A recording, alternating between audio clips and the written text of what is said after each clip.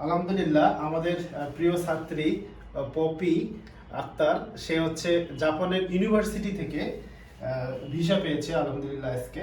তো আপনি জাপানের কোন ইউনিভার্সিটিতে যাচ্ছেন? আমি টাকারোজুকা ইউনিভার্সিটিতে যাচ্ছি। আচ্ছা আচ্ছা, তো আপনি জাপানের ভিসা পেয়েছেন, আপনার অনুভূতি কি রকম একটু জানাবেন? আলহামদুলিল্লাহ আমার অনুভূতি কি বলবো, আনএক্সপেক্টেড। আর আমার সাথে সাথে যারা যারা আছে তারা সবাই আমার সাথে সাথে আসুক, আমিও চাই।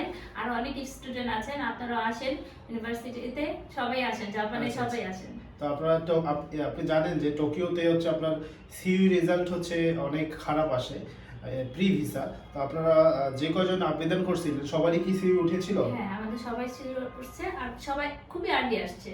আচ্ছা আচ্ছা, বুঝতে পারছি, খুবই আর্লি আসছে এবং টোকিও ইমিগ্রেশন মোটামুটি 100%ই আমরা হচ্ছে সিইউ লেটার পেয়েছি। তো তারই সান্নিধ্যে আজকে আমরা জাপানের টোকিও থেকে এই ভিসা ইস্যু হইল টোকিও ইমিগ্রেশনের, এবং তাকে আমরা হচ্ছে ওয়ার্ক পারমিটও দিয়ে দিচ্ছি। সে হচ্ছে জাপানে গিয়ে 28 আওয়ার্স প্রতি সপ্তাহে সরকারি বৈধ নিয়মে কাজ করতে পারবে এবং প্রতি ঘন্টায় 1000 টাকার মতো প্রায় ইনকাম করতে পারবে। ঠিক আছে?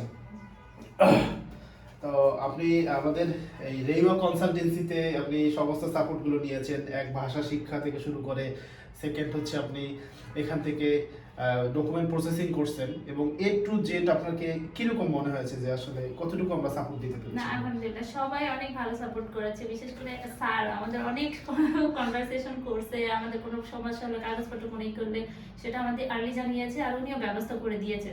কোনো না কোনো প্রবলেম হলে মাস্ট বি দেখা দিতেছে যে এটা এইভাবে না এইভাবে করেন।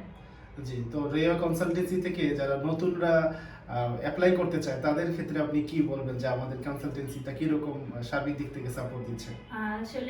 আসলে আমি বলে ভাষায় প্রকাশ করতে পারবো না, কারণ ওনারা এতই ভালো মানে সাপোর্টিং দিচ্ছে। আর আপনারা যারা যারা জাপান যেতে চান তারা আর্লি যোগাযোগ করতে পারেন আমার কনসালটেন্সি থেকে। আচ্ছা আচ্ছা, গুড। আমরা আপনার আসলে উজ্জ্বল ভবিষ্যৎ কামনা করি। আরেকটা বিষয় হচ্ছে যে জাপানে মূলত হচ্ছে মেয়েরা ফোকাস রাখে না উচ্চশিক্ষার জন্য। সেক্ষেত্রে আপনি বলবেন যে আসলে জাপান মেয়ে মানুষের জন্য কতটুকু সেফ, বা আপনি এই বিষয়টাকে কিভাবে দেখেন?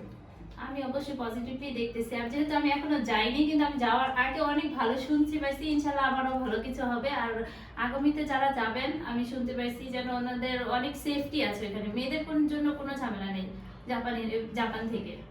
আচ্ছা আচ্ছা, থ্যাংক ইউ সো মাচ। আপনি কবে ফ্লাইট করছেন? আমি 9 তারিখে ফ্লাইট করছি। 9 তারিখে, থ্যাংক ইউ। আমরা আপনাদের জন্য দোয়া করি।